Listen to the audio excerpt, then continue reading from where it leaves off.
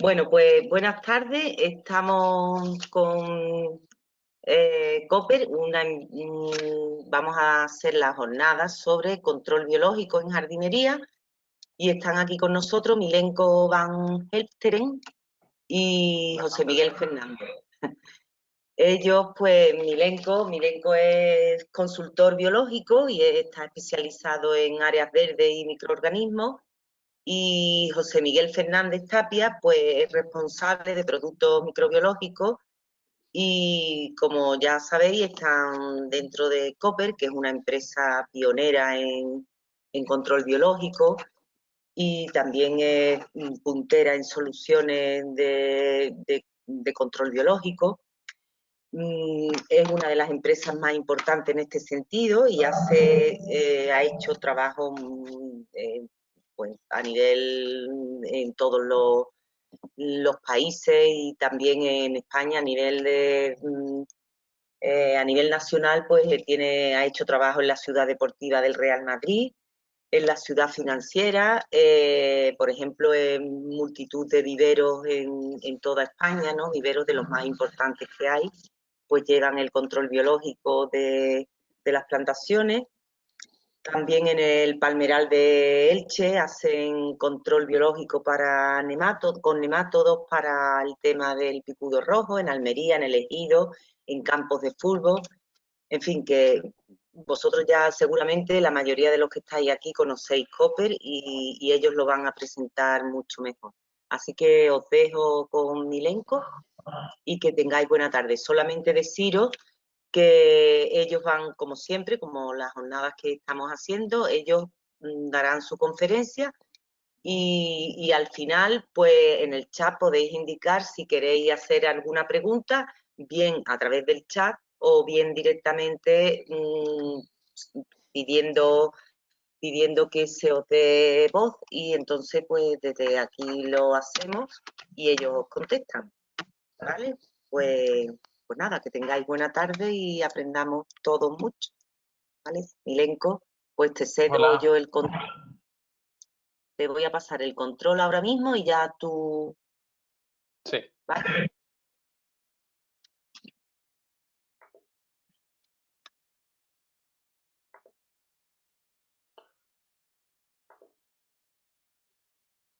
Uh, Buenos días. ¿Están viendo bien mi pantalla? Perfectamente, se En ve. presentación, modo presentación. Sí, Pues bueno, bienvenidos, muchas gracias. Como Aurora ya dijo, yo me llamo Milenko. Trabajo en Cooper desde hace aproximadamente 5 años, casi 5 años, y he estado bastante enfocado en la parte de parques y jardines y en la parte de productos microbiológicos. Eh, Cooper, simplemente para empezar, porque tampoco sé quiénes están asistiendo, veo que hay 50 personas, así que está bastante bien, pero primero un poco de forma general para que todo el mundo se ponga en la misma página. Cooper es una empresa especializada en la producción de insectos y de microorganismos para la lucha de plagas y enfermedades de forma biológica. Es una empresa que lleva existiendo más de como unos 53 años. Y en aquel entonces la empresa surgió por una necesidad del fundador, porque estaba teniendo problemas de salud con los fitosanitarios. Entonces, él en ese momento había leído un artículo de que en Austria una persona logró controlar la araña roja mediante la producción de otro ácaro depredador. Él se echó ese viaje a Austria y luego regresó con ese ácaro depredador a Holanda, con el que él empezó a trabajarlo dentro de su propio cultivo, y sus vecinos a su alrededor se dieron cuenta de que eso empezó a funcionar y pasó de ser algo para su propio uso a montar una empresa, a ser hoy en día una empresa que tiene más de 1.500, llegando ya a los 1.600 empleados.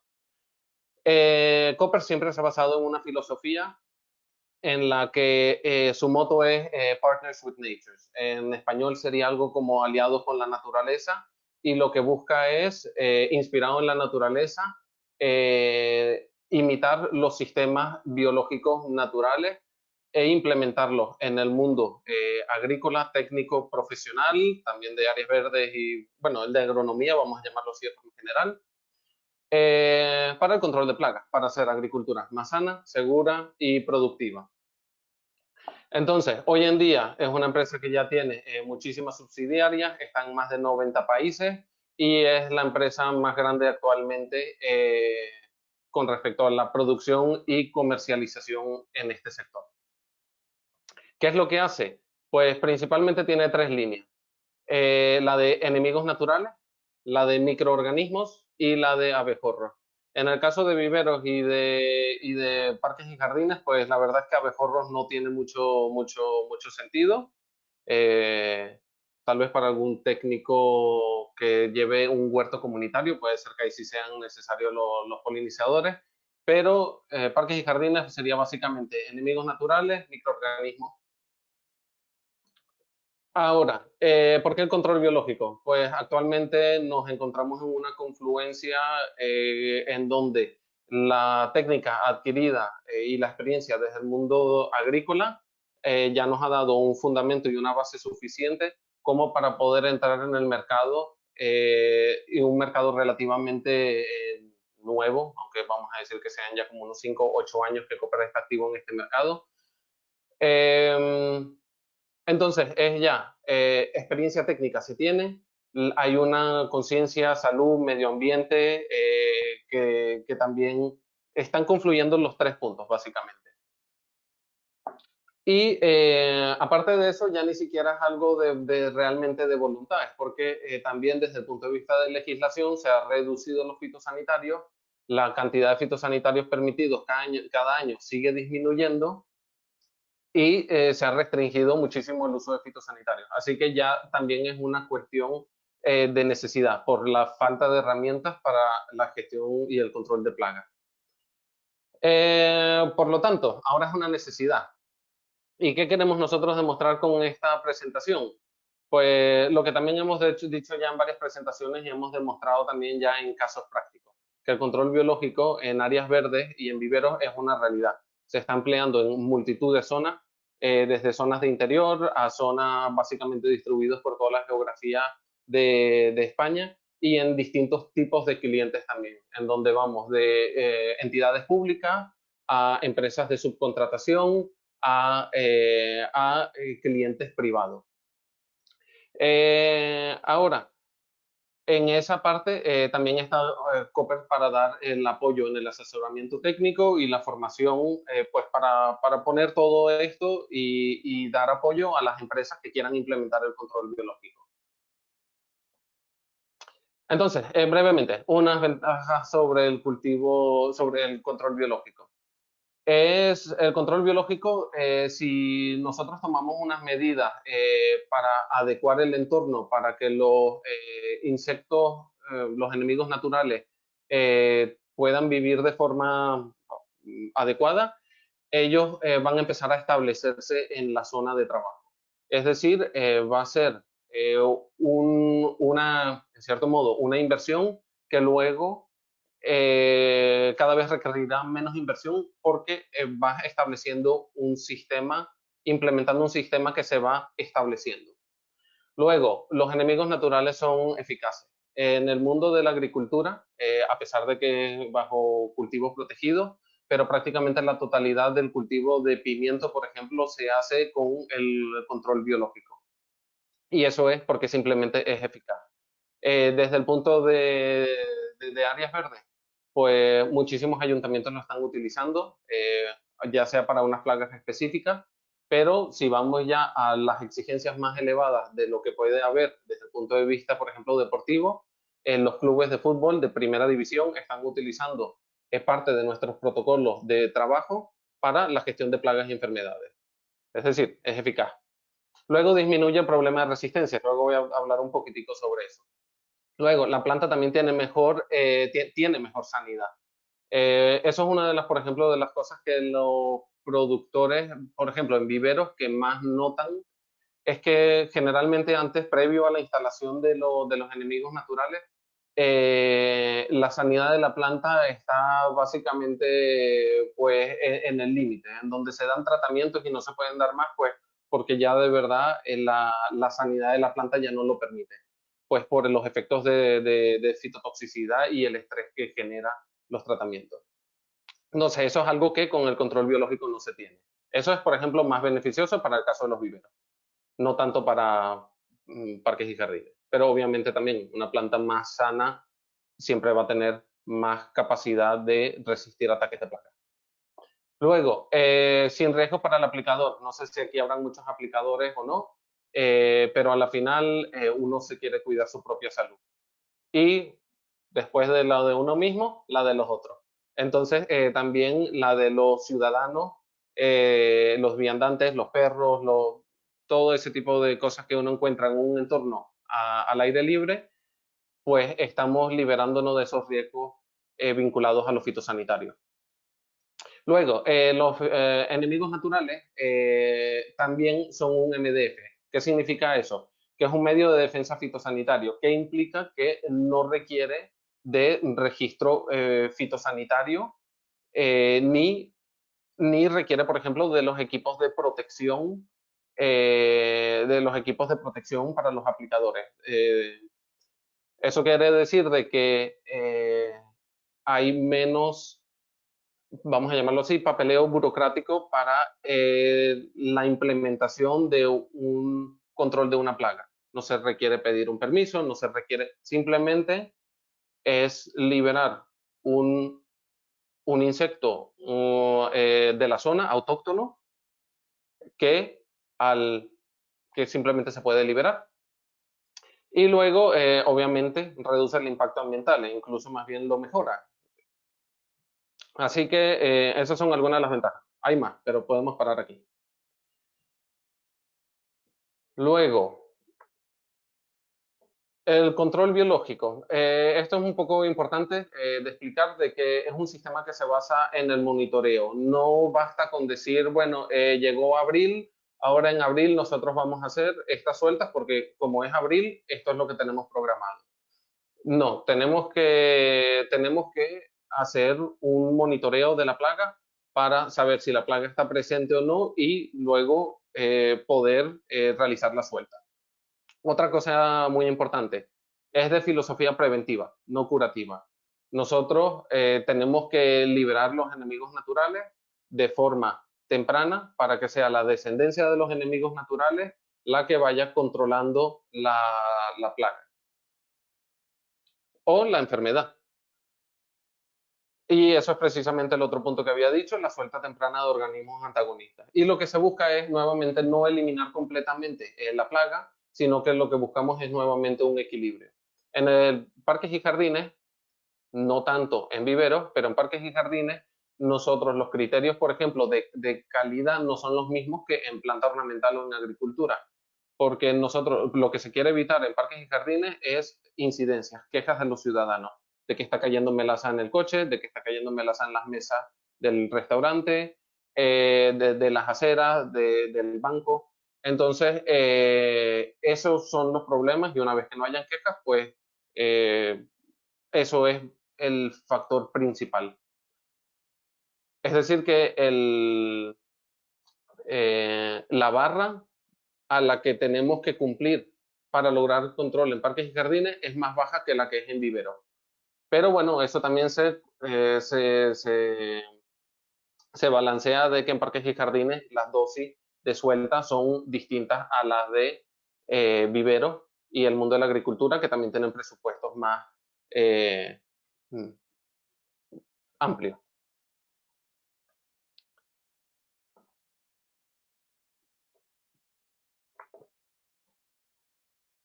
Ahora, como había dicho, nosotros con el control biológico lo que estamos buscando es emular sistemas. Entonces, nosotros buscamos un balance.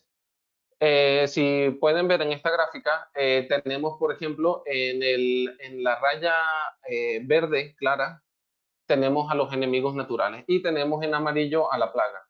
Nosotros lo que buscamos es, una vez que aparece la plaga, realizar la suelta a los enemigos naturales y encontrar un balance, una sinergia de sube y baja de la población entre el enemigo natural y la plaga. Pero simplemente eso es el balance a lo largo del cultivo. Al contrario, por ejemplo, aplicaciones de insecticidas o fitosanitarios, generalmente lo que hacen es que una vez que la plaga ha subido, se hace una aplicación de aplicación fitosanitaria, baja la plaga y luego vuelve a subir y luego vuelve a bajar y luego vuelve a subir y no se logra controlar la plaga.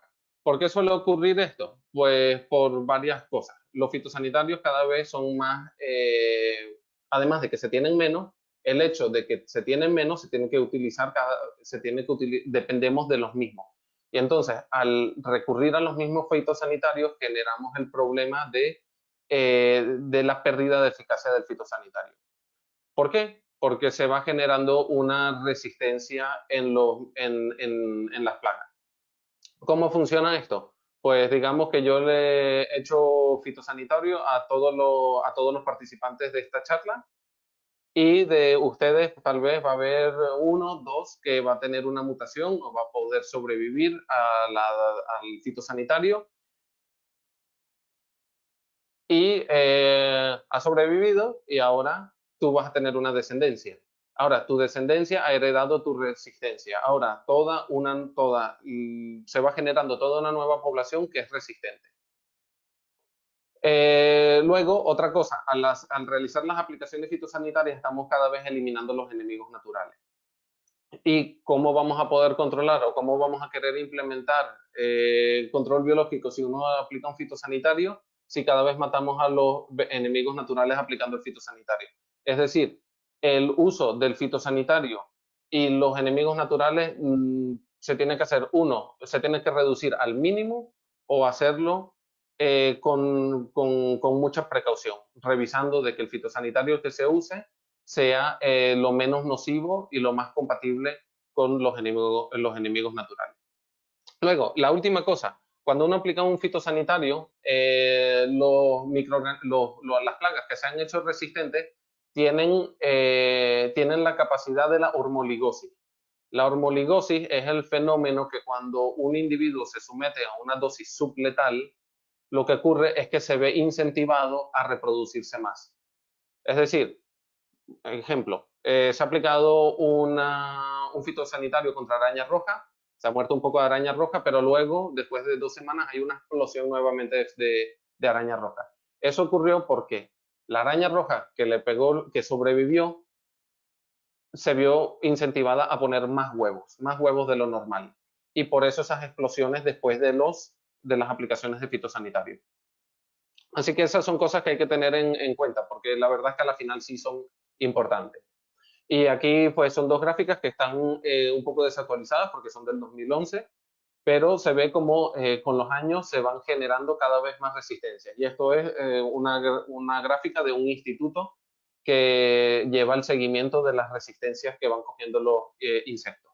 Entonces, al lado izquierdo, todas las resistencias totales que se van generando y la gráfica de la derecha, las resistencias, el número de insectos por materia activa, por materia activa. Y pues bueno, simplemente se ve que van en crecimiento si se van usando. Entonces, ¿qué tenemos para evitar este problema y a la final sí poder combatir las plagas? Pues nosotros tenemos unas herramientas que nosotros, bueno, todo el mundo llama, bueno, las herramientas que existen para el control integrado de plagas. ¿Y de qué constan? Pues tenemos las medidas culturales, que eso va desde la poda. Digamos, por ejemplo, en la palmera es un fallo hacer poda durante los meses de verano. ¿Por qué? Porque la curva de vuelo del picudo rojo, el picudo va a estar más activo, va a estar volando más, se corta la palmera, las heridas de la palmera van a producir volátiles que van a atraer al picudo y el picudo se va a acercar a la palmera. Entonces, ¿qué es una medida cultural adecuada? Hacer poda de palmeras únicamente en épocas de invierno. Ahora entiendo bueno, todo eso se tendrá que ver cómo se puede hacer y adaptar, pero bueno, es algo que se tiene que considerar. Luego está el trampeo. Existen placas fotocromáticas y placas y trampas de feromona que atraen, retienen y matan a los insectos. Luego tenemos el control biológico, que es lo que vamos a nosotros hablar también hoy, y luego están los fitosanitarios que se tienen que utilizar como última medida y última barrera. Entonces, ¿cuáles son las principales o cuáles son los principales grupos de enemigos naturales que tenemos nosotros a nuestra disposición para el control biológico? Pues tenemos los parasitoides. Los parasitoides, se va a ver de forma muy frenada el vídeo, pero los parasitoides es básicamente una avispilla que deposita un huevo en el interior de la plaga. El huevo se desarrolla, se alimenta primero de los órganos menos vitales y bueno, se alimenta del pulgón por dentro o de la cochinilla o de cualquier plaga que sea y eclosiona un nuevo adulto. Es decir, solo la única fase que los parasitoides pasan fuera de su huésped es la del adulto. El huevo, la larva y la pupa la hace dentro de su huésped. Y ahora, ¿qué pasa cuando sale? Pues sale, se aparea y busca de nuevo lugar donde poner huevo. Es decir, que es un sistema de reproducción continuo que nosotros estamos implementando o en el vivero o al aire libre. Luego, tenemos los depredadores. Los depredadores, pues depredan. Eso es bastante simple y básico. Ahora, hay distintos aparatos bucales, unos succionan, otros simplemente se comen la totalidad del insecto. Y luego tenemos a los nematodos entomopatógenos, de los que mi compañero luego, José Miguel, va a explicar a mayor profundidad. Entonces, nosotros tenemos, con las distintas herramientas, nosotros tenemos diversidad de soluciones para bastantes plagas en parques y jardines. Yo en este caso ahora solo voy a mencionar unas pocas, pues porque sí, porque no es un curso de 3 días. Pero, ¿cómo hacemos nosotros el control biológico? Los pasos, básicamente. Nosotros primero necesitamos identificar la plaga. ¿Contra qué estamos combatiendo? Sin saber qué es, no podemos hacer nada. Se acabaron, bueno, supongo que muchos de aquí ya lo hacen, pero no existen más los tiempos de es una plaga, no sé qué es, pero dame un insecticida que lo mate. Hay que saber qué es. Entonces, identificación de la plaga. Luego, nosotros necesitamos detectar los umbrales de afección, necesitamos saber un poco las épocas del año, básicamente saber el abanico de tiempo, periodo de cuándo debemos de actuar. Y luego también saber así, por ejemplo, el grado de afección a partir del cual vamos a actuar o no. Luego, una vez que nosotros tenemos eso definido, vamos a pasar a lo que es la selección de la estrategia adecuada, es decir, qué enemigo natural vamos a utilizar, vamos a hacer una combinación de trampas, vamos a hacer una combinación de productos respetuosos al enemigo natural con trampas. A veces solo hay que usar enemigos naturales, a veces no, va a depender de caso a caso. Luego vamos a decir que se realiza el tratamiento o la suelta. Esto es pues bastante sencillo. La suelta generalmente de los insectos no es más nada que soltar los insectos y simplemente asegurarse de que, bueno, de que sean liberados en una condición adecuada. Después de la suelta, nosotros tenemos que estar haciendo un monitoreo, un seguimiento para ver cómo está evolucionando tanto la plaga como el enemigo natural que hemos liberado.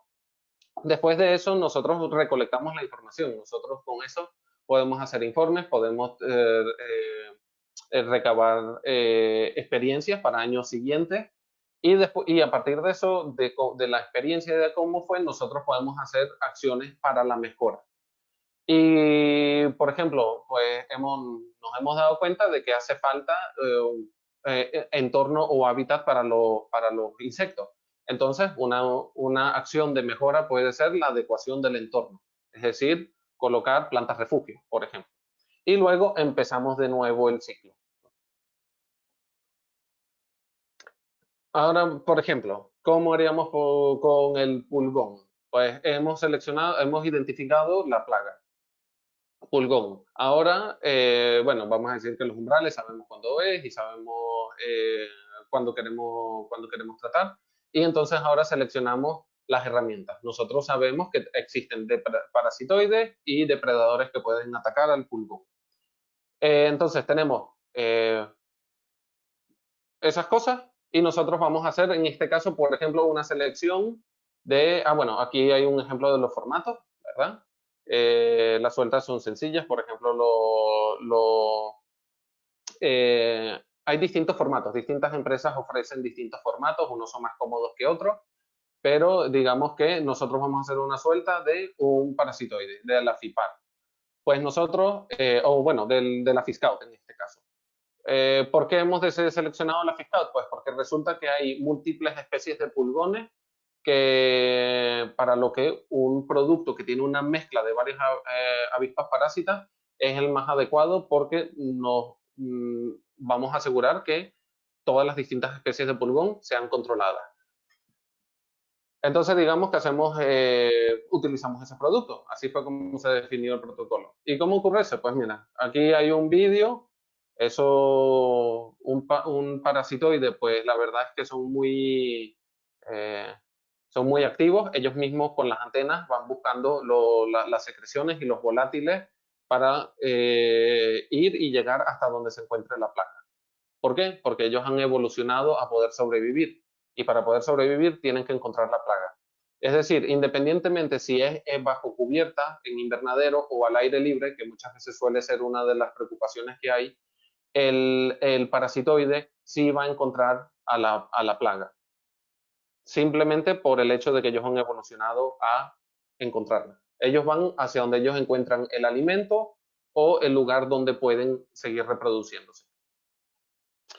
Ahora, como habíamos dicho de que queríamos controlar el pulgón con un parasitoide, nosotros también estamos considerando de que nosotros no podemos hacer un tratamiento fitosanitario. Y nosotros, digamos también que nosotros hemos empleado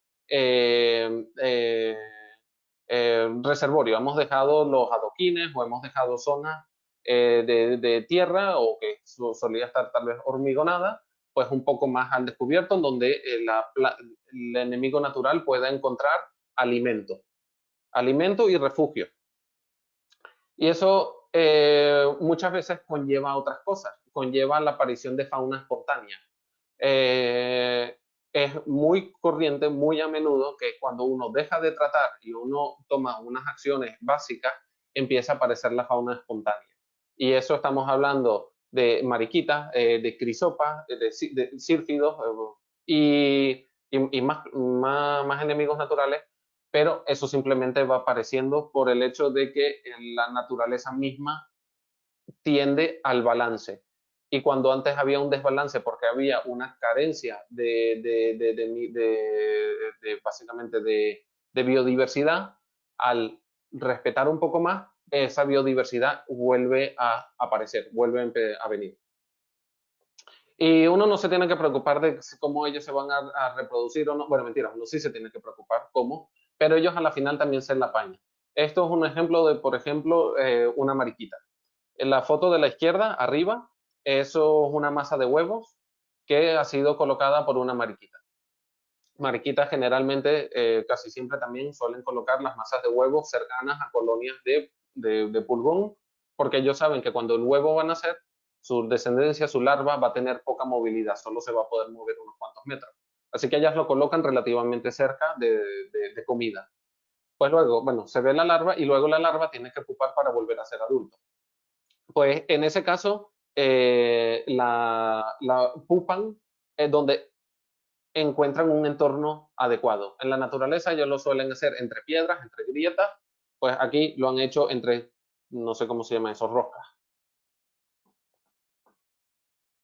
Otro ejemplo, por ejemplo, con la mosca blanca, y aquí vamos ya más un ejemplo para viveros. Nosotros hemos identificado nuestra plaga para atacar, saben que es mosca blanca, y nosotros decimos, bueno, tenemos varias herramientas. Nosotros tenemos al Edmucerus herenicus, y luego nosotros tenemos también al depredador, hay más, pero bueno, digamos que nosotros para este hemos solo seleccionado la crisopa y el suizo. Ahora un ejemplo, por ejemplo, en pascuero, nosotros hemos decidido de realizar la suelta en la foto de la izquierda, la tarjetilla esa que se ve es una tarjetilla que tiene pegada, dentro de esa tarjetilla hay pegada pupas de mosca blanca parasitadas con el parasitoide. Es decir, nosotros no vendemos la avispilla viva. Bueno, sí está viva, pero no vendemos la avispilla ya adulta voladora. Nosotros vendemos el huésped parasitado.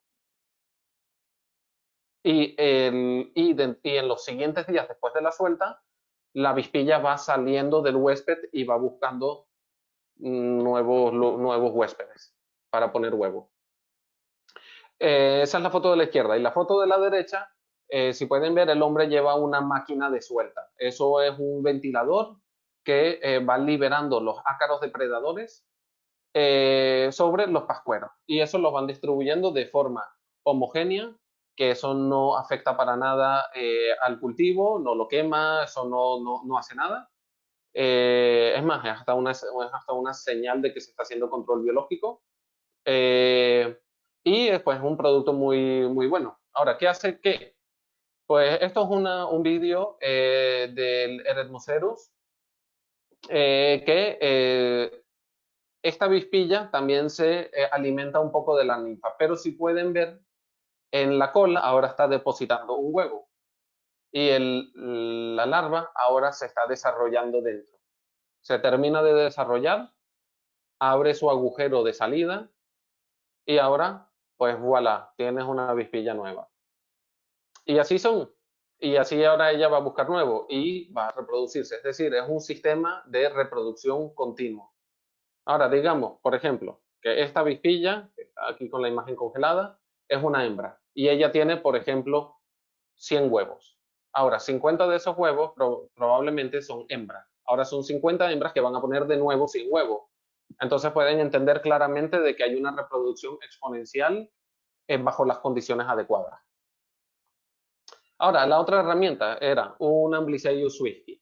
Esto es un ácaro depredador, es polífago, se alimenta de más plagas, pero en este caso también se alimenta de huevos y de ninfas de mosca blanca. Y eso es lo que hace. Simplemente él se tiene que depredar nuevamente para sobrevivir. En un caso, por ejemplo, también contra mosca blanca para la diplademia.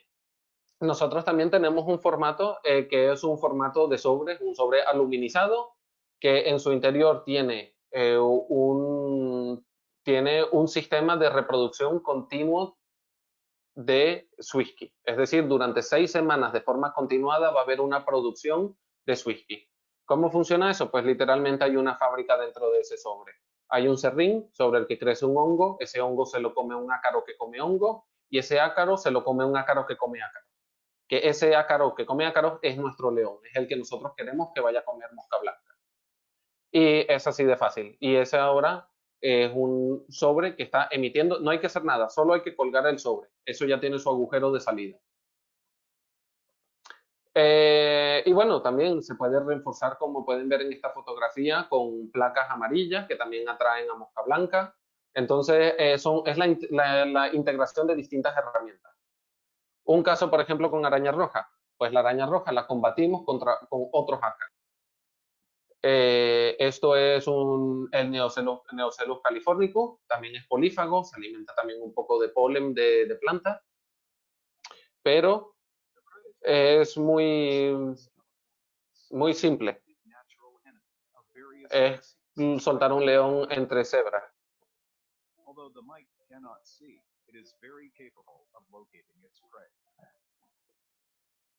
¿Cómo se suelta? Pues en tema de arbolado urbano, por ejemplo, o en arbolado en maceta, en vivero, es nuevamente cuestión de, en función de un determinado volumen o de un determinado follaje, colocar una cantidad de sobres por volumen, superficie, follaje. Y bueno, este tipo de productos hay que soltarlos de forma preventiva, porque habíamos dicho que el control biológico es preventivo. Este es otro enemigo natural que tenemos, el Phytoceylus persimilis. Este es un ácaro depredador que solo come araña roja, única y exclusivamente. Es decir, este no se utilizaría tanto como preventivo, sino que cuando sabemos que hay araña roja, pues soltamos al foco la araña roja. Soltamos en el foco de araña roja el Phytoceylus persimilis. y este se lo va a depredar. Ahora, lo importante de la selección de los enemigos naturales es que el enemigo natural se tiene que reproducir más rápido que la plaga. Si nosotros soltamos un enemigo natural, pero la plaga de todas formas se reproduce más rápido, no tiene sentido. A la final la plaga va a ganar. Pues los enemigos naturales que nosotros utilizamos, todo eso está tomado en consideración. Tienen una velocidad de reproducción mayor y logran controlar la plaga. Ahora, un ejemplo de cómo se utiliza el trampeo. Por ejemplo, la procesionaria del pino, Taumetopea pitiocampa. Nosotros, obviamente, muchas empresas o todo el mundo básicamente necesita controlar la procesionaria cuando está en una zona que puede suponer un peligro, tanto para los humanos como para los animales, porque sí, porque son peligrosos. Entonces, es una preocupación. ¿Y qué es lo que nosotros ofrecemos? Nosotros vemos la plaga y nosotros vemos las distintas fases de vida de la plaga. ¿En qué momento nosotros la podemos atacar? Porque es muy importante también saber cuándo atacarla. Esto también es algo muy importante para viveros y parques y jardines, con todas las demás plagas. Por ejemplo, la captura del macho adulto es sumamente importante porque estamos evitando de esa forma que se copule con la hembra y que luego la hembra pueda colocar los 180 huevos que coloca una hembra. Es decir, que si hacemos una captura, pues estamos teniendo menos huevos que van a luego ser menos larvas en el pino, que luego van a ser menos larvas que tengamos que tratar y que van a ser luego menos bolsas que vamos a tener que cortar o que van a ser menos pinos a los que luego tengamos que proteger durante la procesión. Es decir, el trampeo de la procesionaria del pino es sumamente importante. Luego, eso es, por ejemplo, la estrategia para la fase de vuelo. Luego está la estrategia para la fase de cuando es una larva y para eso se puede utilizar un bacillus para las fases más tempranas o se pueden utilizar nematodos entomopatógenos, de lo que luego va a hablar José Miguel, como solución contra las larvas. En los nidos, pues se le debería hacer profilaxis, se deberían hacer limpieza, pero para los árboles que se sabe que tienen procesionaria y se encuentran en una zona peligrosa, pues está la trampa collar. Nuevamente es un concepto físico muy simple, se realiza una barrera. Ahora, ¿qué pasa? La procesionaria, ella baja por nuevamente una necesidad evolutiva. Ella tiene que seguir reproduciéndose, ella tiene que seguir viviendo. Entonces ella va a bajar al suelo para pupar en el suelo. Entonces nosotros instalamos la trampa y la trampa lleva una bolsa. Esa bolsa hay que llenarla con acículas y con tierra para engañar a la larva que cree que va a entrar, que lo que va a hacer es dirigirse al suelo. Si nosotros, por ejemplo, no llenamos esa bolsa con acículas y con arena, la larva va a detectar que no está acercándose al suelo y va a dar vueltas, va a subir, va a bajar, va a subir, va a bajar, va a subir, se va a caer por el viento y a la final no funciona. Pero es una forma muy efectiva de controlar plagas. ¿Cuándo se utiliza? Pues desde los momentos que puede empezar la procesión. Básicamente, puede ser que de enero a mayo. Obviamente varía según la región. Luego, el tema del trampeo, lo que había dicho, se coloca una feromona dentro de la trampa y esa es una feromona que atrae al macho, una feromona sexual, y el macho se va a ver, va a ir hacia la trampa, va a ser capturado, va a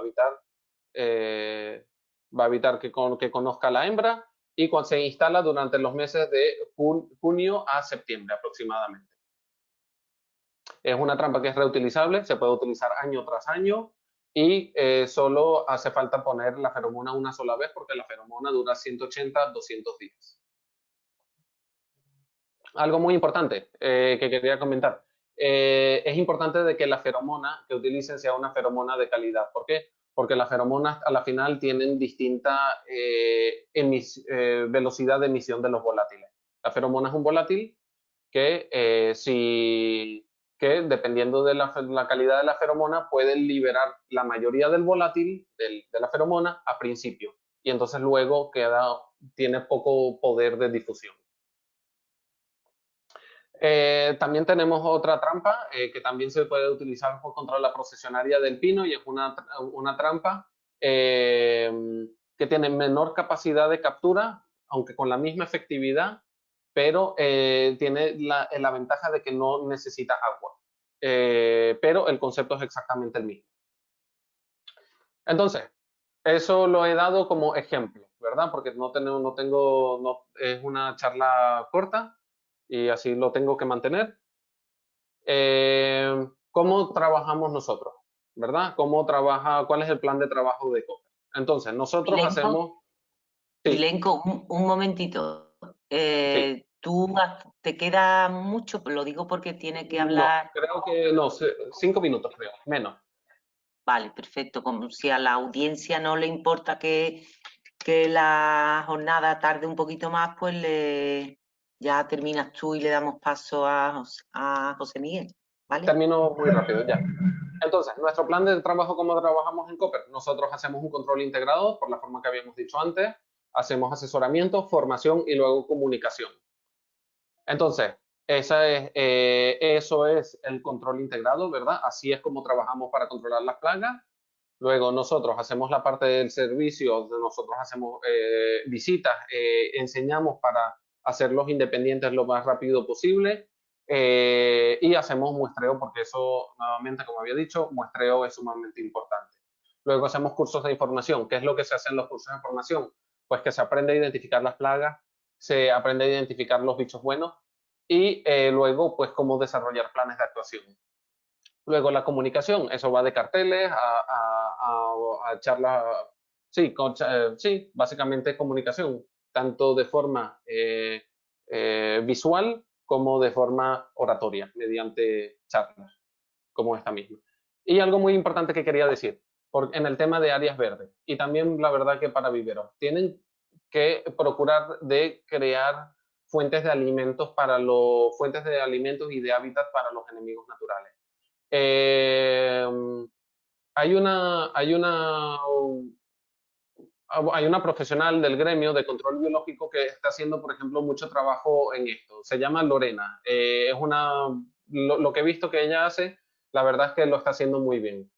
Y básicamente es utilizar las zonas que no están siendo utilizadas para colocar infraestructura verde para mejorar la calidad del control biológico y la biodiversidad del entorno.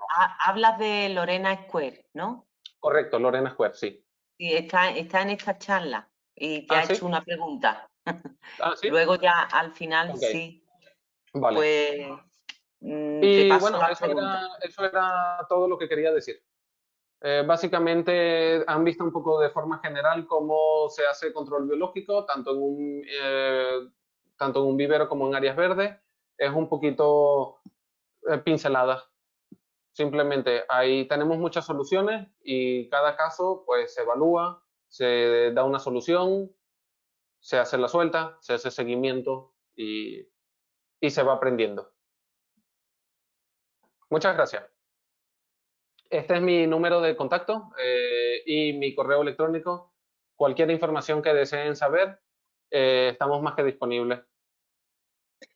Lorena Escuerte está saludando. Yo creo que quiere, por alusiones, le damos un momento la palabra a Lorena. Vale. Lorena, Mí, sí. como estás oyéndonos, pues activa tu micrófono si quieres, saluda, si te parece bien.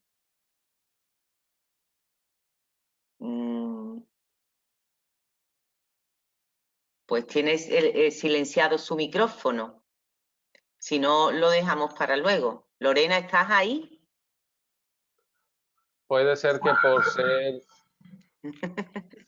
Dice, sí, perfecto, estoy aquí, sí, perfecto, pero tienes que activar tu micrófono.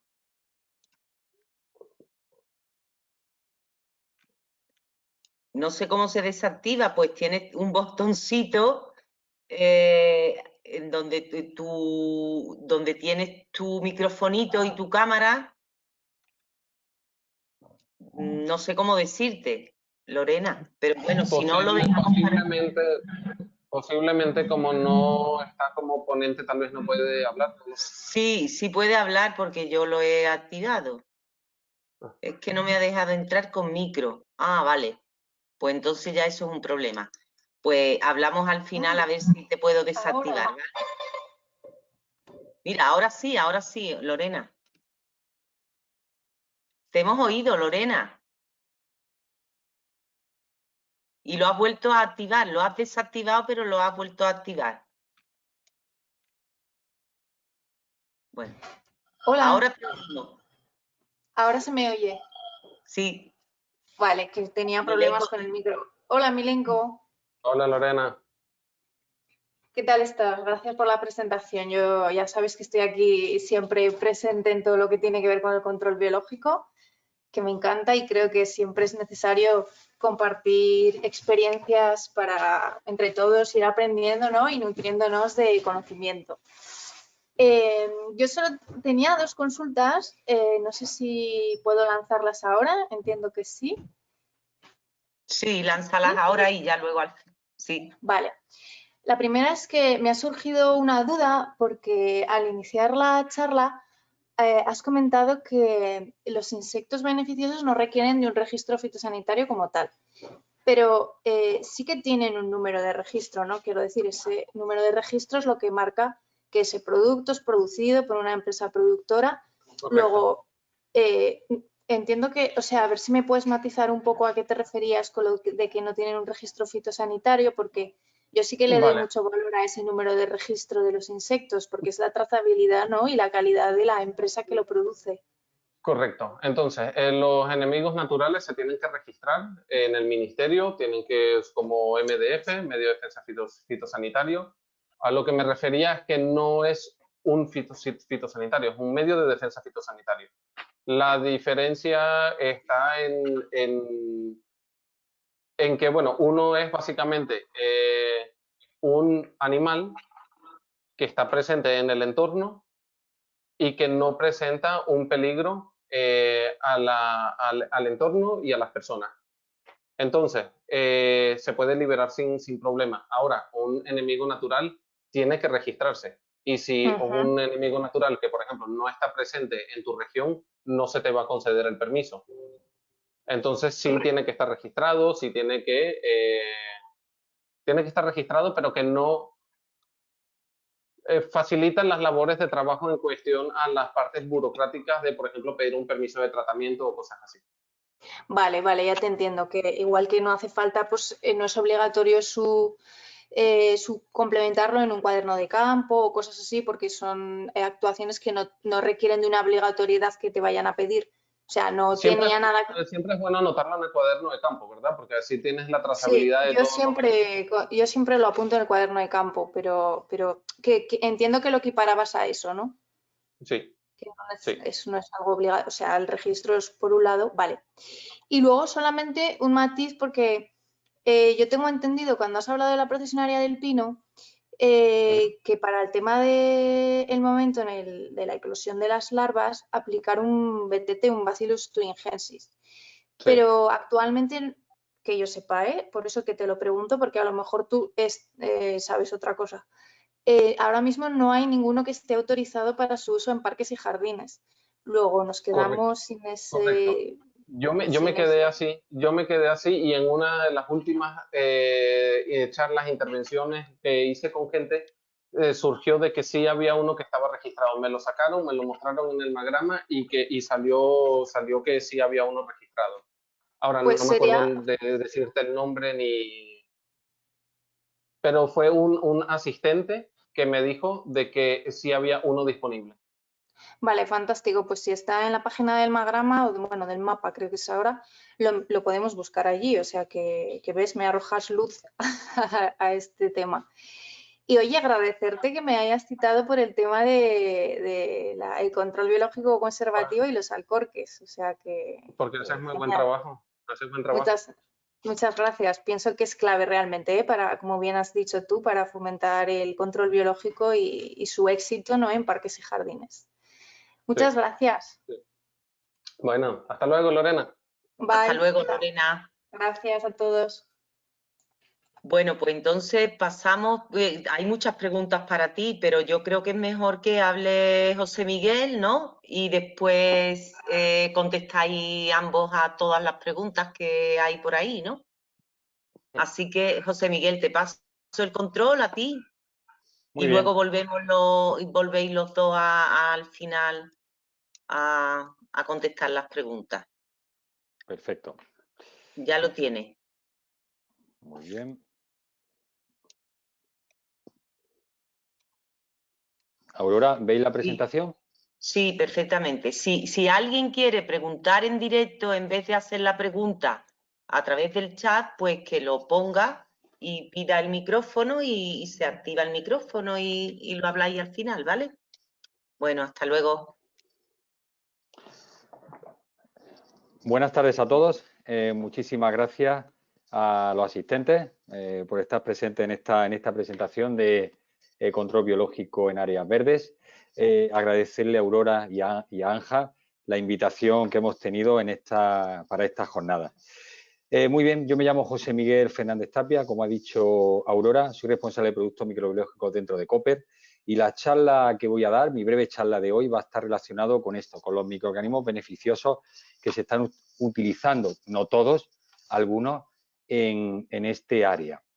Y me voy a centrar concretamente en dos grupos, uno que es el de tricodermas y el otro es de nematodos entomopatógenos. Bueno, quisiera empezar mi charla.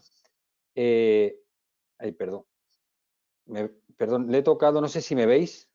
Perdón, que le he tocado un botón y no sabía si se había salido la presentación. Bueno, quisiera empezar esta charla mostrándonos la relación que hay de la raíz con los microorganismos. Absolutamente todas las plantas excretan por sus raíces, envían a las raíces en torno al 20 o un 30% de los asimilados que producen, lo excretan a través de las raíces. Y esto es para mantener un entorno microbiológico alrededor de ellas. Esto exudado en la raíz, que suelen ser azúcares, ácido orgánico, etcétera, es el alimento y la energía que le dan a los microorganismos que ellos fomentan alrededor suyo. Y estos microorganismos le dan a las plantas, a través de las raíces, le dan una serie de beneficios, que son nutrientes que no están en forma asimilable, ponerlos en forma asimilables para las plantas. También los microorganismos son capaces de proporcionarles sustancias que promueven el crecimiento radicular de las plantas y en consecuencia de la planta en su conjunto, pero es que también los microorganismos son capaces de producir sustancias supresoras de enfermedades, los cuales van a proteger a las plantas. Fijaros qué pasaría si reducimos este entorno microbiológico del suelo y sobre todo alrededor de las raíces, abusando de productos de síntesis, no haciendo buenas labores de cultivo, pues que si no tenemos estos microorganismos, tampoco estos microorganismos van a poder producir estos beneficios para la raíz. ¿Y dónde van a parar estos alimentos, estos exudados que excretan las raíces? Pues alimento para los patógenos, que suelen ser aquellos que rápidamente colonizan los suelos cuando hay un desequilibrio. Es decir, que a veces cuando tratamos de forma indiscriminada, a veces estamos fomentando de que nuestro problema se vaya agudizando. Entonces, lo que tenemos que intentar hacer es incrementar la biodiversidad que hay alrededor de las raíces, ya sea promoviéndola con el uso de más microorganismos o utilizando sustancias que promuevan su crecimiento, como más nutrientes, etcétera, etcétera. Así que, para un buen mantenimiento y un buen rendimiento y un buen control de patógenos, hay que intentar mantener una actividad microbiana alrededor de las raíces. Eso también me gustaría enseñarlo, y las interacciones que hay entre los diferentes microorganismos. Si nosotros tuviésemos una bacteria patógena, imaginaros un suelo donde solo tuviésemos una bacteria patógena, una sola bacteria patógena en 6 horas se puede multiplicar hasta unas 130.000 bacterias. En las siguientes 6 horas, esa bacteria, es decir, al cabo de 12 horas, tendríamos 34.000 millones de bacterias patógenas haciendo o influyendo de forma negativa en nuestras plantas. Pero fijaros lo que ocurre si tenemos una bacteria patógena creciendo con otras 9 bacterias que no lo son. Pues esa bacteria no va a crecer, porque hay una serie de procesos de competencia de las mismas fuentes de alimento, competencia de espacio, etcétera, etcétera, que va a hacer que no crezca. Entonces, igualmente, tenemos que intentar tener un entorno microbiológico alrededor de las raíces, en el suelo en este caso, lo más amplia posible, porque va a ser la base para combatir patógenos de suelo que atacan nuestras plantas. Estos microorganismos que nosotros cada vez estamos empezando a usar cumplen la normativa actual, cada vez nos tenemos menos herramientas convencionales, pues hoy en día la normativa ayuda y promueve el uso de estos microorganismos. Son eficaces, los microorganismos son eficaces incluso mayores que de los productos químicos que normalmente estamos usando, está más que demostrado. Luego también los microorganismos cumplen con los criterios de sostenibilidad y respeto del medio ambiente.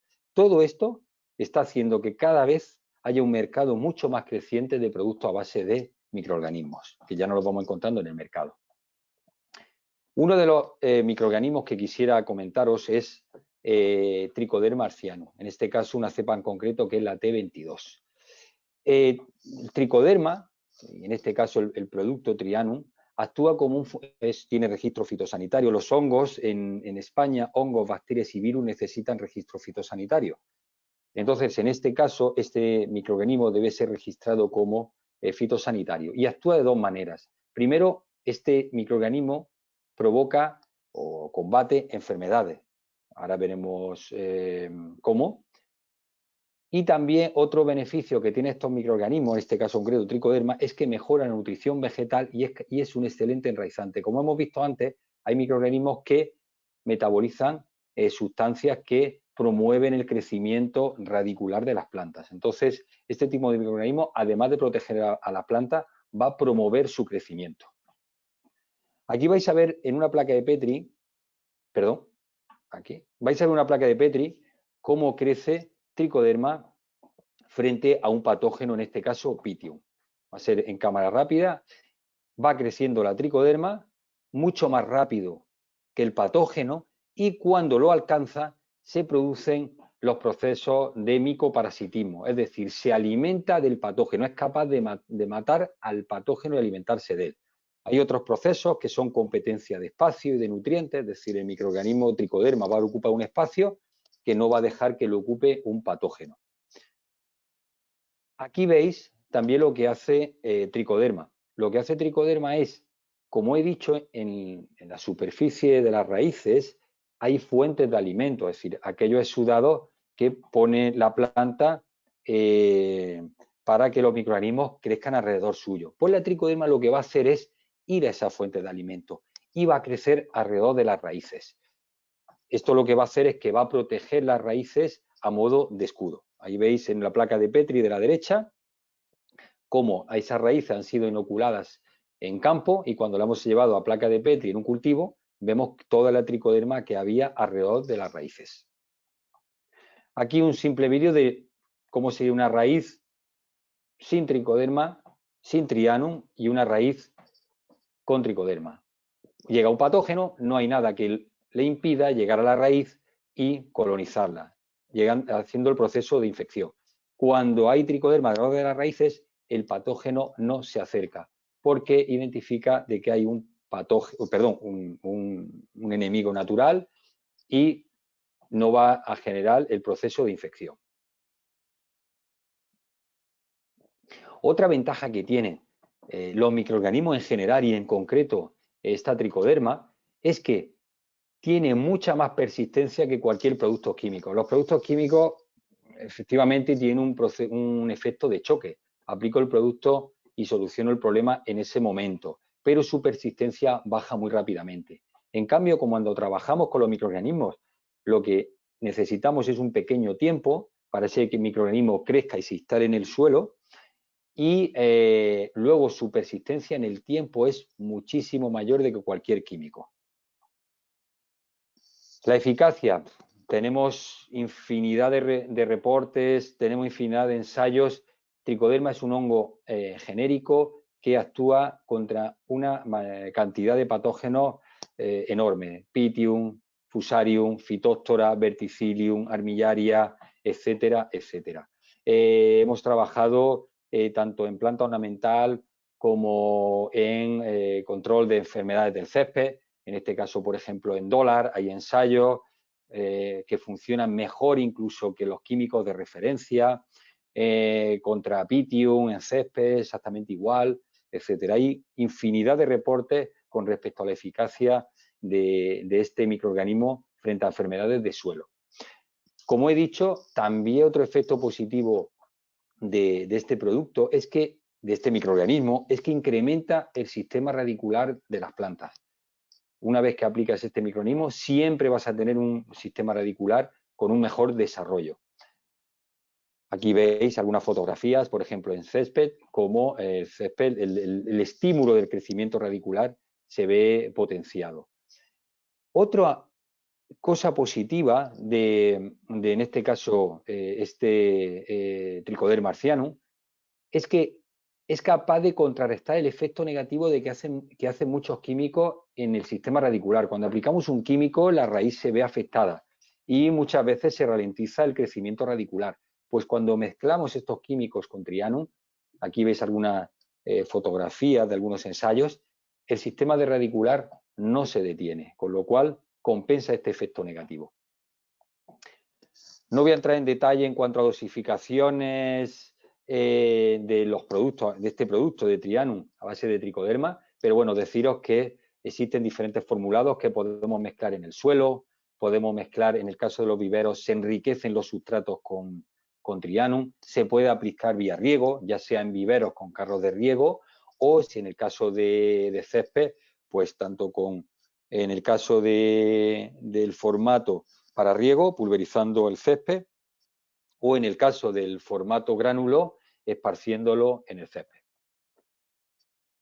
Bien, quisiera continuar con otro microorganismo muy importante en el control de plagas, que es los nematodos entomopatógenos. Ahí veis ese vídeo, ahí veis esos gusanos microscópicos que se van moviendo. Quizá esto que estáis viendo es uno de los enemigos naturales con mayor potencial en el control de plagas. Y esto es básicamente porque son unos organismos muy selectivos, es decir, son muy selectivos en el control de las plagas que queremos, también por su ciclo biológico. En la fase en la cual el nematodo solo puede vivir fuera de un insecto es el juvenil 3 y su única misión de vida es infectar insectos. Si no infecta, muere, porque el nematodo solo puede reproducirse y cerrar su ciclo dentro de un insecto. Entonces, como su única función de vida es infectar, por eso lo hace tan eficaces a la hora de combatir ciertas plagas. Es importante decir que los nematodos entomopatógenos son beneficiosos, quiero decir, no atacan a ninguna planta, no son perjudiciales para las personas ni para los animales, ¿de acuerdo? Y su registro es como MDF, es decir, está dentro del registro de los organismos de control biológico. Deciros también otro detalle, que es quien mata la plaga no es el nemátodo en sí. El nemátodo en sí lleva una bacteria que cuando está dentro del nemátodo es quien lo mata. Aquí vais a ver el vídeo del modo de acción de los nemátodos. Una vez que nosotros aplicamos los nemátodos y encuentran un insecto que infectar, entran por las aberturas naturales. Pueden ser boca, pueden ser espiráculos, cualquier abertura natural que encuentren. Una vez que están dentro, el nemátodo suelta una bacteria que lleva, ¿de acuerdo? Que va a ser esta bacteria quien mate al insecto. Esta bacteria dentro del insecto va a emitir unos metabolitos, que lo que van a hacer estos metabolitos es degradar todo el hemocel y toda la hemolinfa del insecto, es decir, lo va a hacer una papilla. Aquí podéis ver el vídeo, cómo estos metabolitos son los que van a ir destruyendo todo el interior del insecto. Todo este interior descompuesto, toda esta papilla es la que va a servir de alimento a los nemátodos, los cuales, una vez que se alimentan, va a ir cerrando su ciclo van a ir reproduciéndose para ir multiplicándose en su interior. Bien, ahora vais a ver, este es un poco un modo gráfico del modo de acción. Ahora vais a ver un vídeo real. Ahí veis los nemátodos, cómo se están moviendo y buscando la plaga.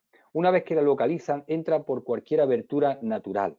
En este caso, boca, ano o orificio respiratorio, espiráculos. Sueltan la bacteria y la larva muere. Una vez que muere, se alimentan los nemátodos dentro de este insecto y se van reproduciendo. Y una vez que se han reproducido totalmente de este insecto, vuelven a salir al exterior para volver a infectar. Y salen millones y millones y millones de nemátodos. Ahí veis la cantidad de nemátodos que pueden salir de un insecto infectado. Hoy en día los nemátodos entomopatógenos se utilizan en diferentes sectores. Se utiliza contra la industria del champiñón, contra los mosquitos del champiñón, los fóridos, en cultivo bajo invernadero contra eciáridas, orugas del lepidóptero, pupas de tris, coleópteros. En zonas verdes, en áreas verdes, estamos trabajando contra los típicos gusanos blancos, trabajamos contra el picudo y la paisandicia, coleópteros en el césped, como los bilbuk o incluso grillotopos.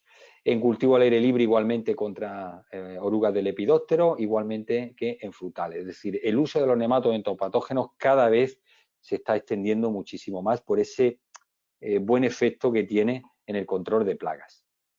Deciros que en España se pueden comercializar 3 especies de nemátodos: Stenema carpocapsae, Stenema feltiae y Heterobaditis bacteriófora. De estas 3 especies ya las diferentes empresas crean sus marcas, ¿de acuerdo? Entonces de ahí hay una serie de marcas que están determinadas para cada uno de los sectores. Y nosotros tenemos identificado, en función de las plagas, tenemos un listado donde en función de la plaga sabemos qué producto os recomendamos, qué nemátodo deben de usar. Normalmente genérico, aunque luego hay excepciones, para el lepidóptero solemos utilizar Stenema carpocapsae principalmente, aunque también Feltiae puede funcionar y lo utilizamos en zonas donde hay una temperatura menor, porque este nemato se comporta muy bien en temperaturas frías. En cuanto a los coleópteros, picudo rojo, gusano cabezudo, gorgojo, etcétera, principalmente trabajamos con bacteriófora, excepto en picudo rojo, Xenophorus parvulus y gusano cabezudo, este quizá es más de tema de frutales, que trabajamos con carpocapsae porque funciona mejor. En el caso de los dípteros, normalmente se trabaja con Feltiae, aunque bueno, hay alguna plaga que carpocapsae ha mostrado mejor resultado. Para pupas de trips, principalmente en viveros, trabajamos con Feltiae, es el que mejor resultado da. Y bueno, pues para el tema de grillotopo, en tema de césped, se trabaja con carpocapsae. Esta lista cada vez está creciendo más, donde damos las soluciones que hay para cada una de las plagas. Como ejemplos, por ir acabando, el tema de nemátodos para el control del picudo rojo y de la paisandicia. En este caso, el nemátodo entomopatógeno Stenema carpocapsae. Este tema ya está muy demostrado y muy trabajado desde hace ya muchísimos años. Ya se demostró que los nemátodos son eficaces y se demostró también en qué momento tenían la mayor eficacia. Entonces, en unos ensayos que se hicieron aquí en el IFAPA de la Junta de Andalucía, se demostró que en la época fuera de verano los nemátodos funcionaban mejor que en aquella época el químico de referencia. En cambio, cuando nos encometíamos en verano, los nemátodos seguían siendo eficaces, igual que los químicos en invierno, pero el químico en verano era mucho más eficaz. Esto ya nos dio una idea de saber cuándo recomendar cada uno de los productos para sacarle la mejor eficacia. Igualmente en campo, en palmeras grandes, se hicieron ensayos durante un año infectando y haciendo tratamientos continuados y se demostró que cualquiera de los métodos que nosotros hoy en día tenemos pueden llegar a ser 100% efectivos. Lo importante es tratar bien y tratar de forma continuada. No vale de nada hacer tratamientos puntuales. Hay protocolos donde se recomiendan tratamientos de forma continuada. Entonces, los nemátodos por sí solos, tratamientos de un año, cada 30 a 45 días, 100% eficaz. Pero también era eficaz los tratamientos, tanto en inyección como en pulverización en la copa, cada 30 días. En este caso eran palmeras grandes, con lo cual el químico en aquella época de referencia vía riego no dio una eficacia muy alta, y en el caso de la inyección de imidacloprid más los nemátodos, cada 30 días también dio una eficacia del 100%. Es decir, en este ensayo lo que se sacó en conclusión es todos los métodos son efectivos siempre y cuando se vayan haciendo tratamientos continuados, simplemente es elegir el mejor de ellos en función de cada una de las necesidades. Y se estableció un protocolo en función de todo esto en el cual los nemátodos son recomendados fuera de la época de verano, y cuando llegamos a la época de verano, pues ya o continuamos con nemátodos que también tienen su eficacia o tratamos con los químicos autorizados o productos que van saliendo y que tienen su registro. Importante la aplicación. La aplicación hay que hacerla aplicando en la balona, inundando la balona con el producto. Esto vale tanto para los nemátodos con el químico. Se utilizan pértigas, que la verdad es que facilita mucho el trabajo, y si no, pues máquinas elevadoras. Y simplemente, aunque todos lo sabéis, pero simplemente recordaros que la aplicación no es pulverización. Hay que inundar el cogollo de la palmera, es decir, salida libre, poquita presión, y que el agua vaya llenando e introduciéndose con los nemátodos o con el químico, si se hace, dentro de la palmera, por los orificios y por la fibra descompuesta en el caso de que estuviese infectada.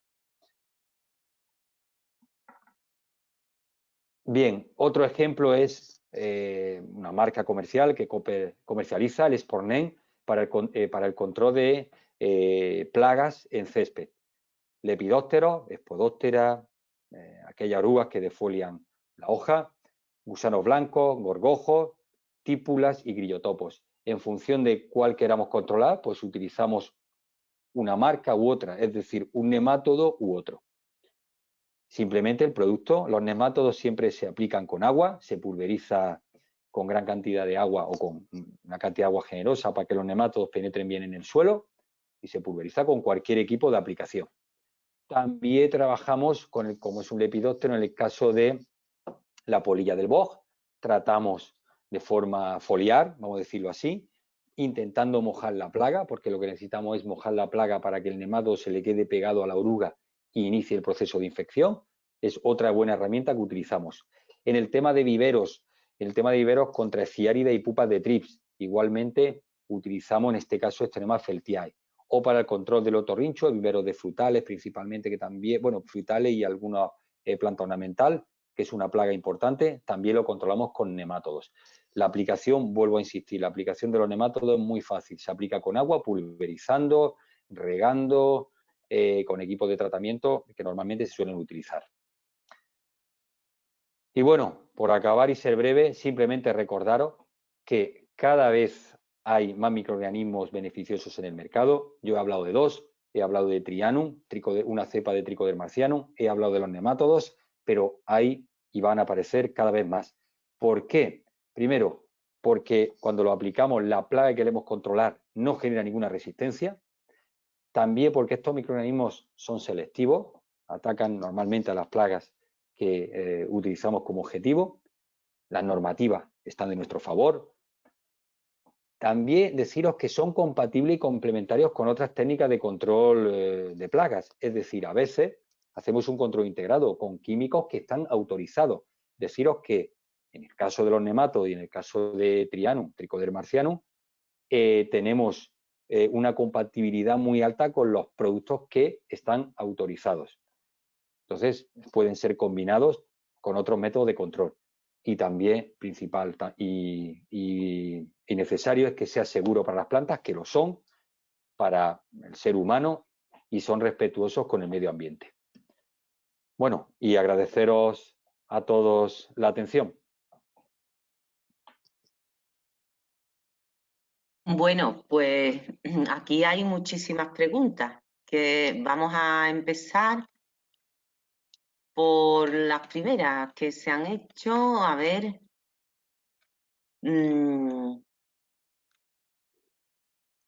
A ver. Vamos a ir al principio. Hay aquí una pregunta, la primera creo yo, que es de Fernando Vilches Aguilar, que dice, a nivel económico se ha calculado qué sale más barato, fitosanitario o control biológico.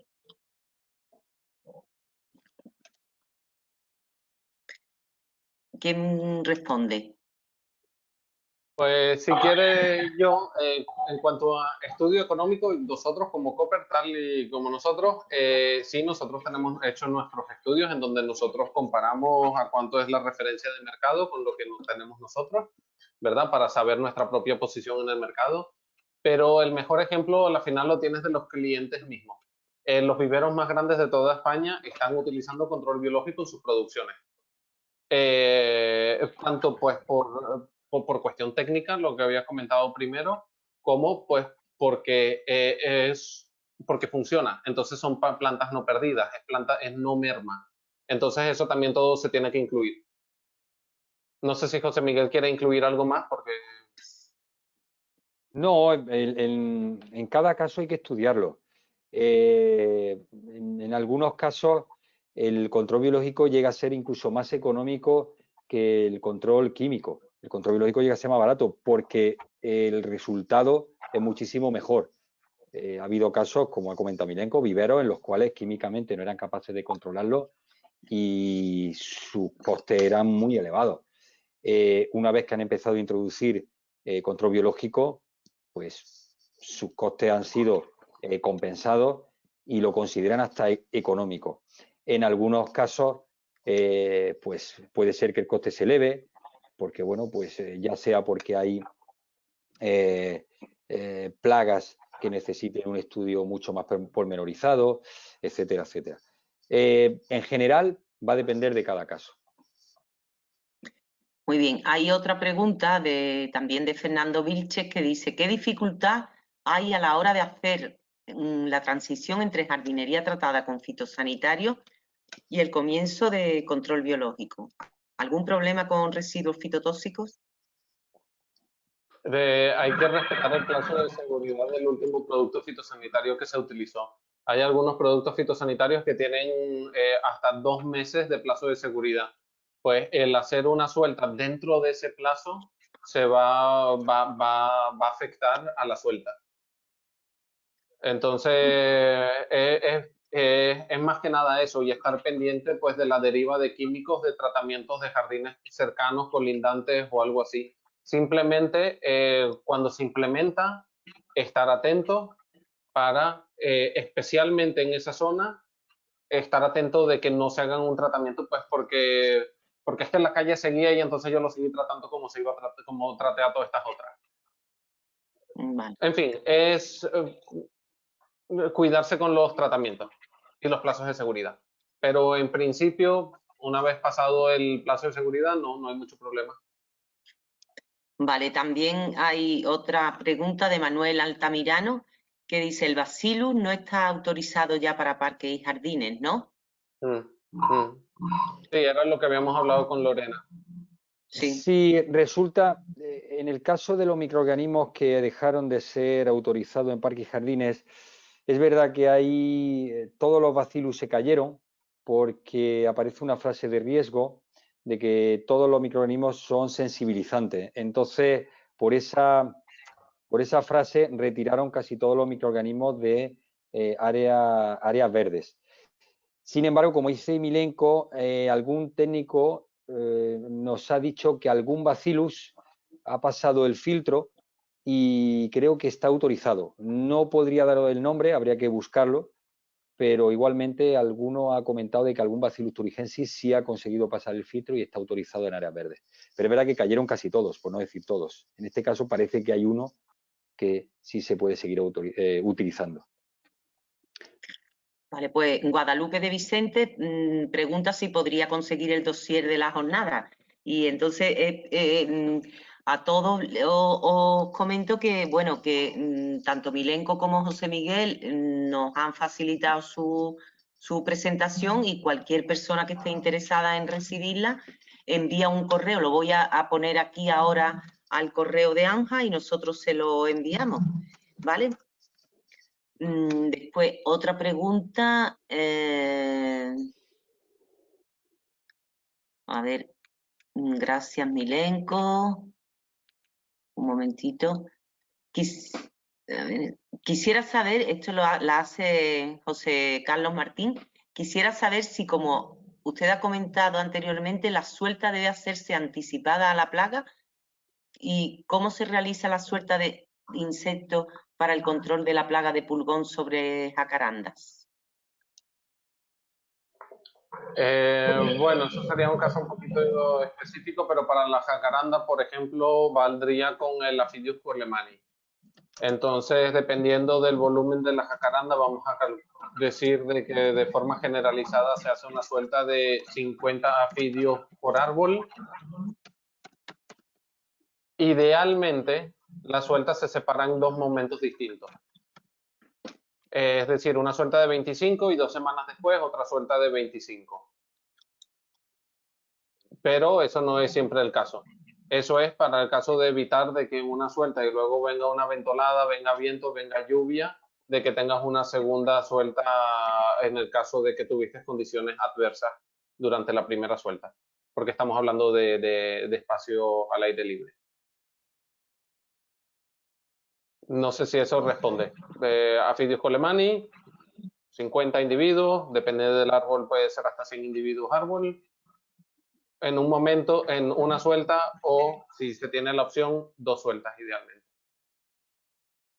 Se sueltan en el momento que se identifica el pulgón, que se observa ya.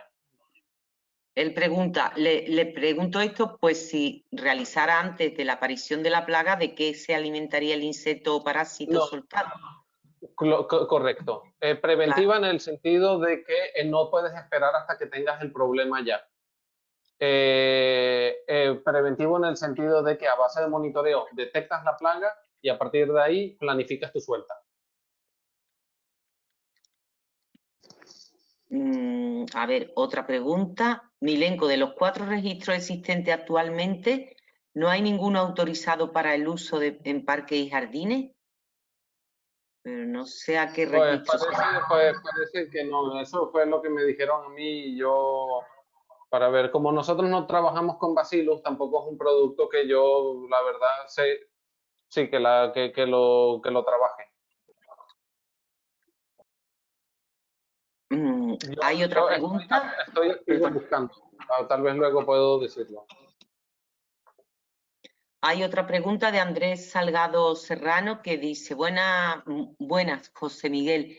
En un centro de estudio en el que estuve tratamos una palmera para picudo y, como has comentado, en invierno lo hacíamos con nemátodos, pero en verano lo hacíamos con químicos. ¿Se puede llegar a usar nemátodos o se tiene que recurrir sí o sí a los químicos? Me imagino que se refiere a verano, claro. Bueno, en verano tiene 2 opciones. Si tiene posibilidad de echar químico autorizado, pues perfecto. Si no quiere, porque es una zona sensible a cualquier tratamiento fitosanitario o una zona donde pueda haber, como se ha dado caso, bueno, que pueden generar un problema, zonas donde hay paso continuo de gente, se puede continuar con nematodos. Los nematodos son eficaces también en verano, igual que los químicos también son eficaces en invierno, pero sabemos dónde es más eficaz cada uno. Nemátodo invierno, químico en verano. Pero eso no quiere decir que no lo utilicemos uno en una época y otro en otra, sino que ya lo vas utilizando en función a tus posibilidades o necesidades. ¿Pero se podría echar en verano nemátodo? Sí. Vale. Después hay... Luca Plan os da la enhorabuena por la presentación. Un abrazo a José Miguel y a Milenko. También está... A Pedro. También... Pedro, sí. Pedro Hernández.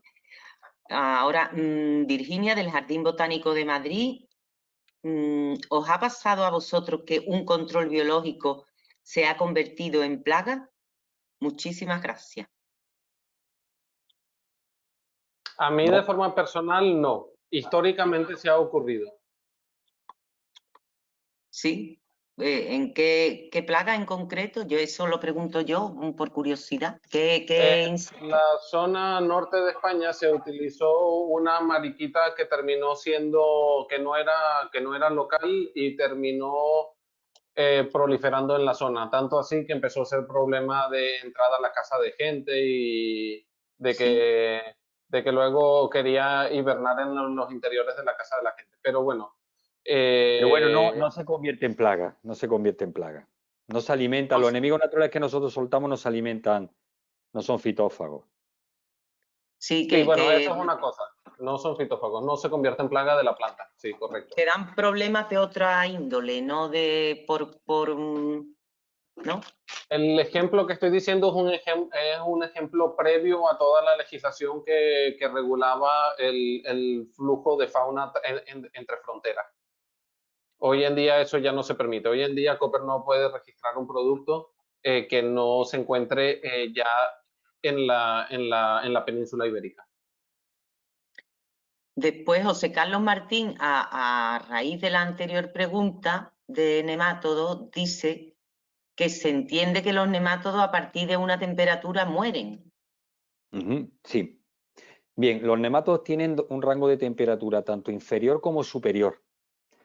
En el caso del inferior, los nemátodos mueren en congelación. A partir de 10 grados, 12 grados empiezan a estar activos. Lo que es entre congelación y 12 grados, lo único que su metabolismo no mueren, pero su metabolismo va más rápido. En el caso aquí Pedro de Lucaplan dice que por nuestra experiencia los nemátodos son muy efectivos en cualquier época del año. Correcto. Claro, quería dar un poco ese dato de temperatura y luego ya matizaré. En el caso de superior, Carpocasa es capaz de soportar en torno a 35, 37 grados de temperatura. A partir de esa temperatura, pues puede provocar la muerte del nemátodo. Ahora bien, ¿qué es lo que ocurre? Que estamos trabajando primero con agua, con lo cual el agua no está ni a 12 grados ni a 37 grados, y segundo, estamos en el interior de la palmera, ¿de acuerdo? Con lo cual no existe esa temperatura.